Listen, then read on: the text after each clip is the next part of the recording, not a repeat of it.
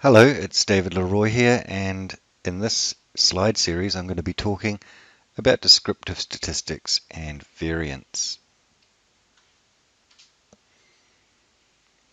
We will be covering measures of central tendency, uh, measures of variability, which are going to include the range, variance, and standard deviation, and we're going to talk a little bit about our first encounter with inferential statistics, and we will be looking in particular at the calculation of z-scores. Before we move on, there will be a number of symbols in the slides that I'm going to be showing you, and you might want to refer back to this slide just for the meanings of those. But just to summarize, we have a symbol there for the mean, otherwise known as the average. The letter N can refer to the number of values in your sample or sample size. The X with the little I underscore at the bottom denotes that we're interested in a particular individual value that is in the sample. And where you see the sigma sign there at the bottom, that just is an indicator that you are required to add up the calculations that you've been making and find the sum, the overall sum.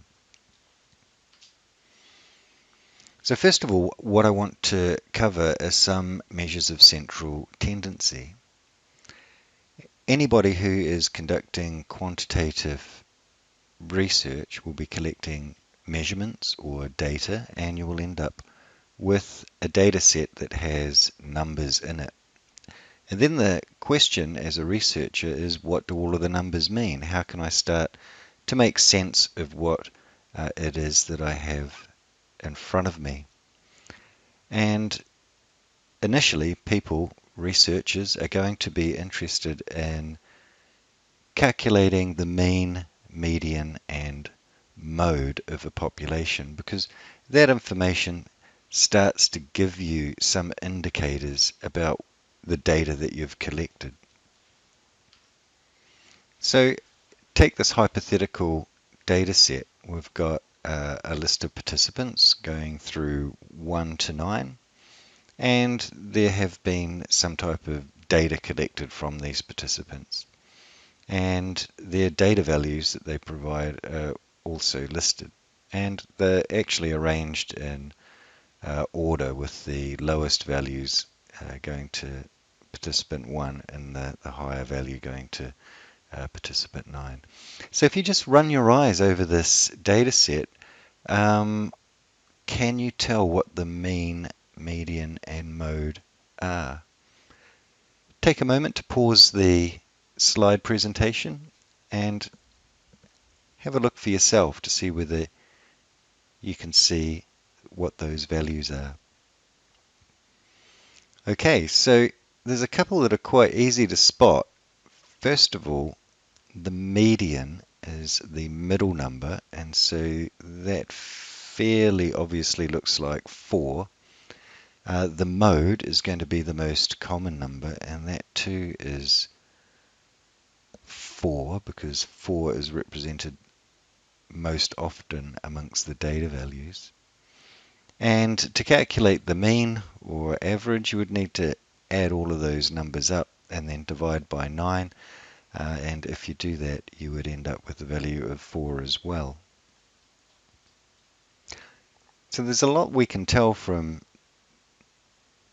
data sets just by looking at them and coming to some of our own hypotheses about what we might be looking at. If you were to take that data set and then plot the numbers in a frequency distribution, you would start to be able to see what we will be referring to as a normal distribution, or there will be some type of distribution of those scores that's going to be of interest to you, because it's going to help you interpret what it is that you're seeing. So in the data set, there was one participant that provided a data value of 2. 2 participants provided a data value of 3. The most common was 4. because 3 people provided a day value of 4. And then we have also the frequency of the occurrence of 5 and 6. And we can see if we add all of those numbers up, we get 36. We know that there are 9 participants, therefore 36 divided by 9 gives us the 4. And we can pretty easily see in the diagram here that the median and mode are also 4. So if the data are normally distributed around the mean, median, and mode, those values are going to be approximately equal, or theoretically in a perfect distribution, these numbers will be the same. Now, when you're reading psychological reports, it's most common to see researchers providing the mean in their report. It's not so common to see researchers relying on the median and mode or reporting those numbers as well. So it's just generally preferred that the mean is referred to most often by researchers. And here is another plot of normal distribution. We've collected data and the mean is represented here in the middle, and we're calling this a normal distribution because the shape of this frequency distribution is symmetrical. There is some clustering around the middle. Most of the scores are tending to be centralized around the mean. There are some extreme values in this distribution, but they are fewer in number. So just by looking at data, we're already able to start to tell some things about what it is that's in front of us. So it's going to be important as well to have some sort of measure of variability. Now, it is interesting to calculate the mean or average, but this doesn't tell us much about how all of the individual scores within a data set relate to each other. Are they similar? Are they clustering quite close to the mean? Or do they differ from each other a lot? And the amount of variability that is in your data set can really affect the strength of conclusions that you want to be able to make and the confidence that you can have in relying on that data set. So when you plot or look at normal distribution curves, and you're interested in looking at a particular data set that you're interested in, what you are going to first of all be sensitive to is whether you have low variability data or high variability data.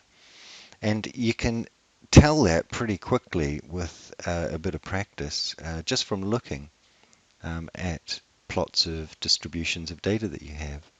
And so what we can see here on the left-hand side is low variability data.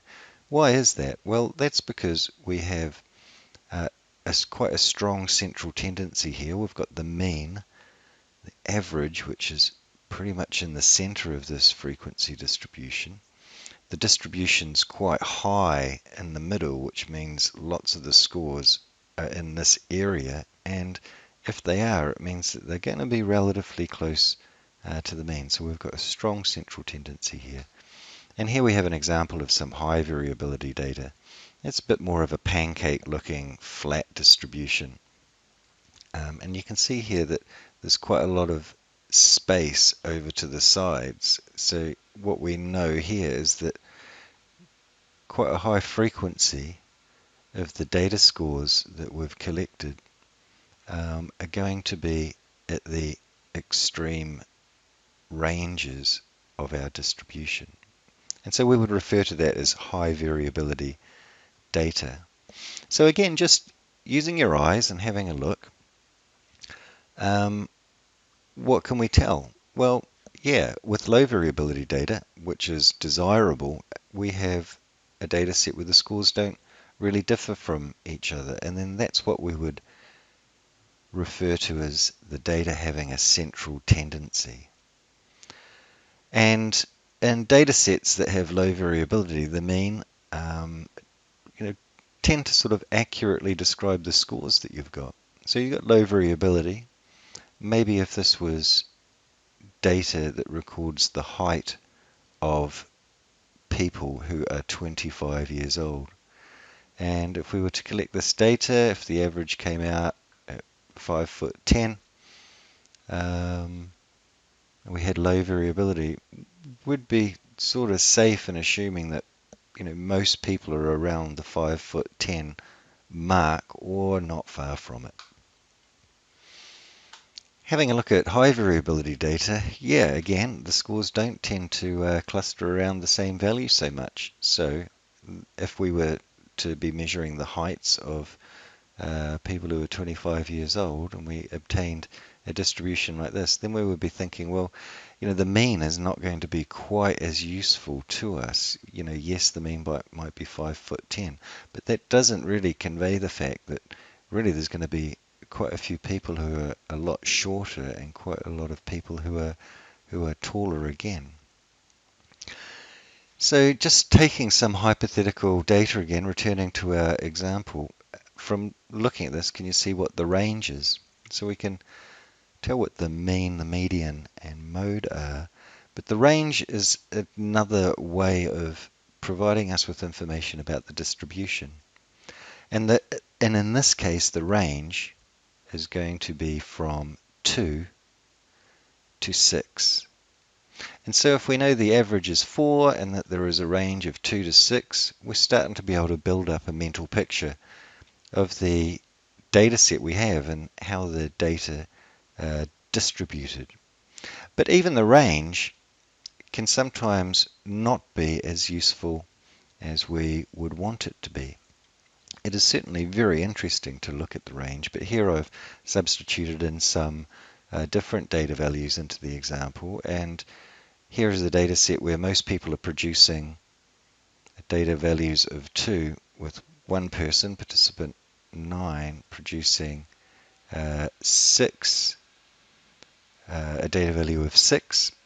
So the range, yes, is going to be from 2 to 6, but that doesn't really adequately describe the nature of this data set. And in fact, the distributions are important for a number of reasons. First of all, what we don't want to do is be deceived by our data, draw a conclusion that's not really that good or strong based on the data sets we have. So if you look at these two distributions, the low variability data, high variability data, they've both got the same means. They could both have the same range. But those pieces of information don't really tell us that the low variability data set is going to be more reliable to draw conclusions from than a high variability data set. Again, here we've probably got lots of the scores in our data set clustering around the mean quite tightly. But in high variability data sets, sometimes calculating the mean or average doesn't really adequately tell us much about the data. So if you think of an example where you collect data from two groups of people of equal number and size, one group of people produce scores of 0, the other group of people you're testing produce scores of 100, you calculate the average and it's 50.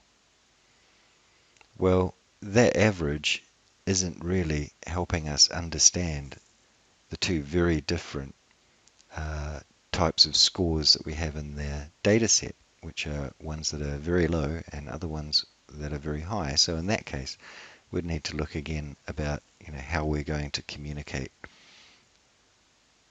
information about the data set and its variability.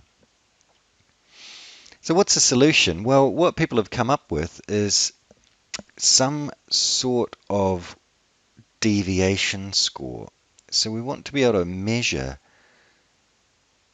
with a degree of accuracy the distribution. How good is the central tendency?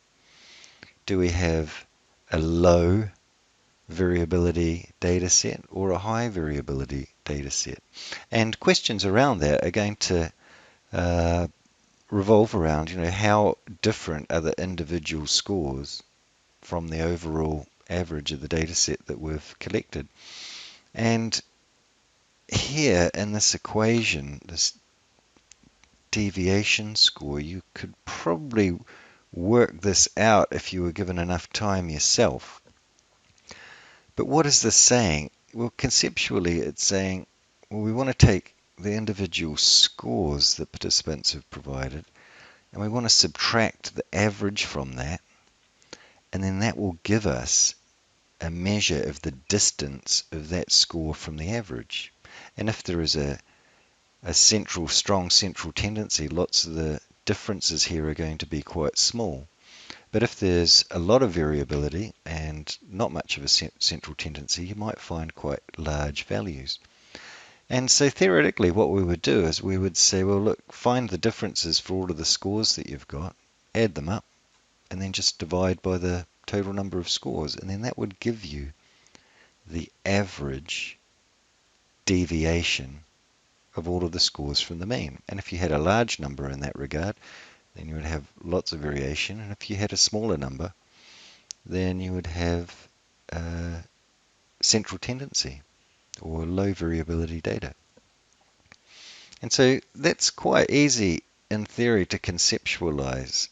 It's a very nifty and straightforward approach to trying to get some additional measures of variability within our data set. So, some type of deviation score. Here's an example. If we were to do this, and now I've just chosen simple numbers, so that we've got participants, subjects, and we've got 3 of those. They've provided data values of 2, 4, and 6. And then that equation is telling us to take the individual score and subtract the average. Well, we know the average is 4. And so we want to take 2, subtract the average, and that will give us a value of -2. We have another data value of 4, which by chance is the average. So if we subtract from one from the other, we get a 0. And we do the same. 6 minus 4 equals 2. And so this is giving us information about the distance from our scores from the mean. And it is also able to provide us with some information about the direction of that. So we've got a negative number here, which means it's below the mean, and we've got a positive number here, which means that it's 2 above. Now, conceptually, we would want to try and take the average of these to give us the average deviation of all of the scores. And mathematically, this doesn't work, because whenever we subtract the mean from individual scores, we're going to get a range of positive and negative values, and they're always going to add to 0 because they just cancel each other out. So that doesn't work. They're always going to add to 0. What can we do? Well, we can rely on the fabulous square and square root. And this is a way of, a really basic way of transforming numbers so that they become a little bit more helpful to us when we want to perform calculations. So if you take this number 2 here, 2 examples, we've got a 2 and we've got a -2. What happens if we square 2? We get 4. What happens if we square -2? We also get 4. So squaring numbers turns negative ones into positive ones, and that can be helpful to us because we don't want to be adding negative and positive numbers together only for them to be able to cancel each other out. Then if we want to return these numbers back to the original units, we can just use the square root function. So we can square root 4 and we get 2, square root 4 and we get 2 again. And so by squaring and then square rooting, we've been able to turn this negative number into a positive number, which is going to ultimately be more useful to us in our calculations.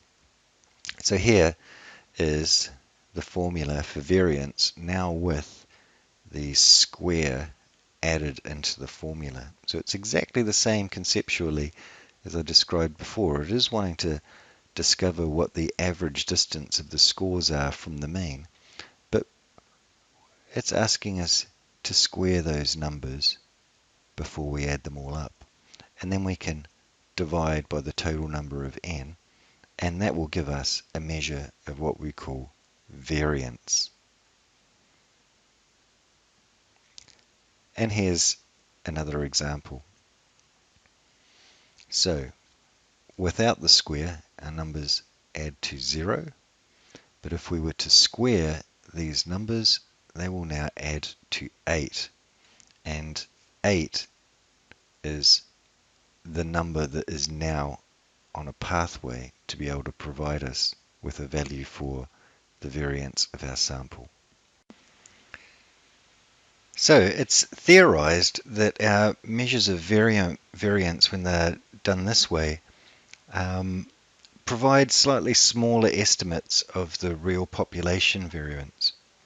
So what does this mean? This means that when we collect a sample from a larger population and we go about calculating the variance, we're going to be calculating a number theoretically that could be slightly smaller or slightly better than what the real population variance is. And to guard against this possibility, researchers and statisticians have proposed an unbiased estimate of variance, which involves us dividing not by the total number of observations, but by the total number of observations minus 1.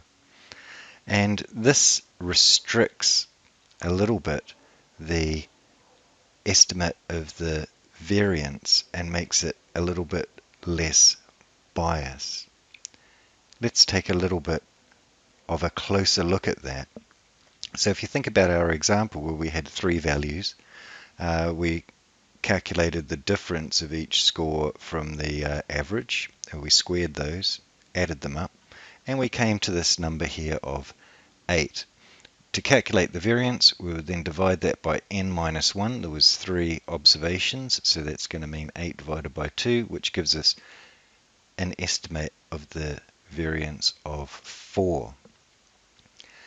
So the variance, because it's a squared number, it can be reconverted back into the original units just by using the square root function, and this converts our measure of variance into another measure that's a little bit easier to apply to our data, which is the measure of standard deviation, and the square root of 4 is 2. So when we've calculated the standard deviation, that is basically the average distance of all of the scores that are in your data set from the mean. And if you have a look at the difference between dividing by n minus 1 versus dividing by n, what you can see is if we were to divide 8 by 3, we would end up with 2.6.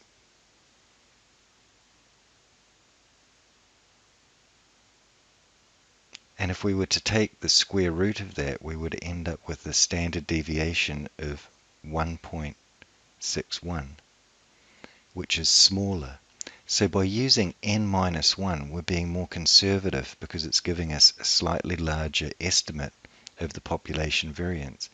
And that has different effects depending on the size of the sample. With very small samples, subtracting n minus 1 is going to have a more pronounced effect on your estimate of variance and standard deviation. But if you're collecting samples from thousands of individuals, just subtracting 1 from the total number of n isn't going to alter your estimate very much. And it is just the case that, the bigger the sample you have, the more likely you are to have a representative sample of the larger population. And so by using n minus 1, it penalizes you less when you have bigger samples.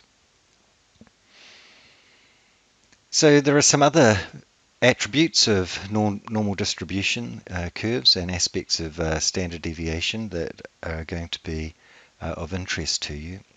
What you can do, and I encourage it, is for you to look at your data, eyeball it, and see if you can find what we refer to as an inflection point on the normal distribution curve. And these are points where the curve starts to bend in a different way, and you'll start to get a feel for being able to see inflection points. Mathematicians can calculate these using calculus. I don't know how to do it, but I rely on just being able to look at normal distribution curves and get a rough estimate from looking at what the standard deviation might be.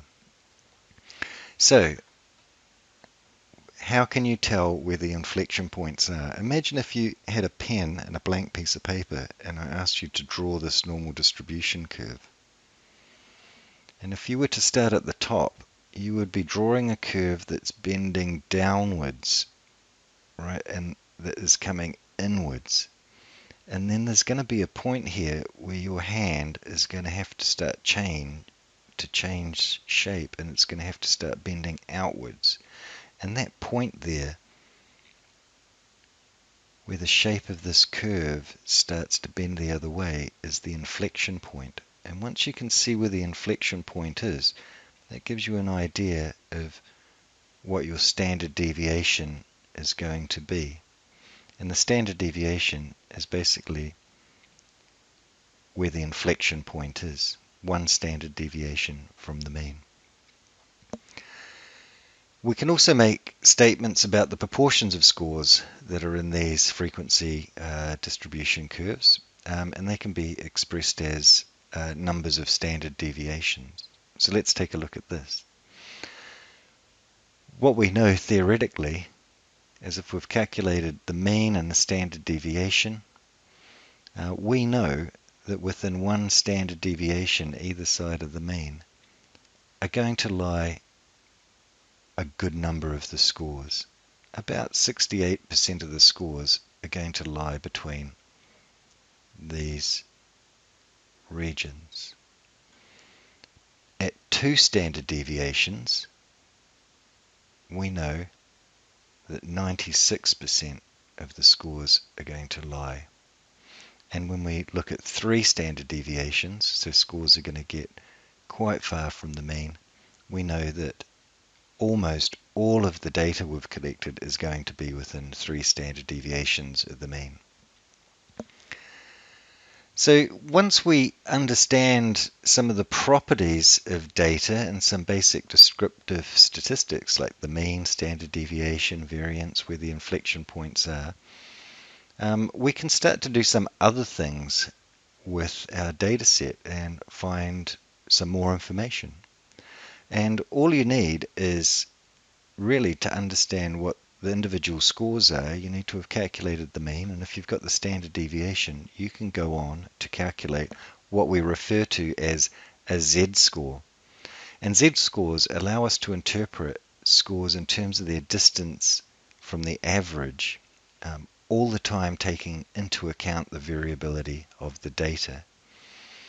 And we can also use the z-scores in conjunction with the normal distribution curve to look at the probability that certain scores are likely to occur. So let's again just take an example. Here's the formula for a z-score. So your z-score is equal to your individual score minus the mean divided by the standard deviation. And this will tell us how far this individual score is from the mean and what the probability of obtaining those scores will be. So the area under the normal distribution curve between two values is the proportion of the data between those two values. So the normal distribution curve is giving us not only information about the distribution, but also information about the number of values that we're going to have between various points. And this means that we can start to determine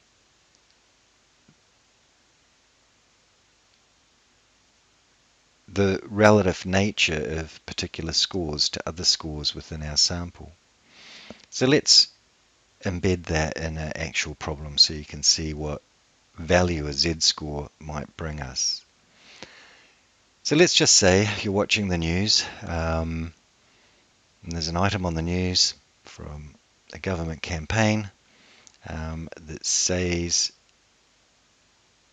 people on incomes below £20,000 a year should be allowed to get housing benefits. Now, we know that the average income in the United Kingdom is £28,000 a year. And what's often not reported in official statistics is the standard deviation, but that's really of interest and very important to researchers to have that piece of information because it's crucial in being able to calculate the Z-score. And so when we hear this, people who are on incomes of below £20,000 should get housing benefits, we might think, well, that's great. Lots of people potentially could be helped. But our question is, using statistics, what proportion of people exactly will qualify?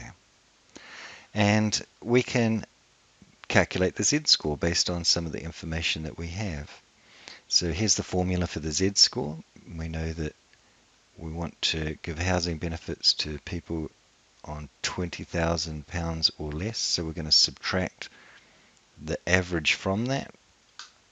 We end up with 8,000 because £20,000 is £8,000 below the average, and we're going to divide that by the standard deviation, and that gives us a Z-score of exactly 2. Now, what you can find online is these tables and charts of probabilities, so some of the hard work is being done for us. If we get a Z-score of 2, we want to go to the particular score on the normal distribution probabilities, and then we want to look up exactly what proportion of scores we are talking about. So you can see here we have obtained a score of exactly -2. We look up in our Z-score table where we find -2. Incidentally, if this had come out as 2.8, we would go to -2.8, and it would give us the probability for 2.8, but we don't. We have exactly 2, and so the probability is 0.228. And so if we draw a diagram of that, what is it saying? Well, the average income is 28,000. We're going to give housing benefits to people earning less than 20,000. On the surface, that looks great. People will be getting benefits that need them. But what the Z-score tells us is based on that data, only 2.2% of people are going to qualify for this.